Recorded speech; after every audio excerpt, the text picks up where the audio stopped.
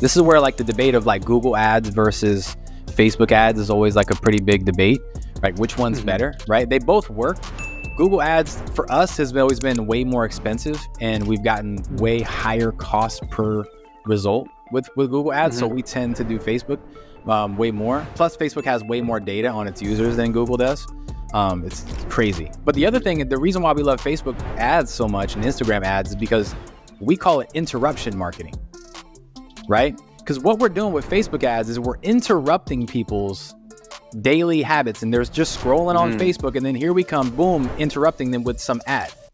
And the reason why this is so powerful is because yes, people out here, they have problems, and your business solves those problems, right? But the thing is, sometimes people have problems and they don't necessarily know what the solution is for that problem.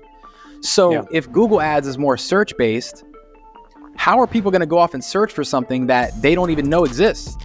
Very true. Right? And that is a lot of times in business or in life, when we have a problem, sometimes we know what the solution is and we just need to go search for it.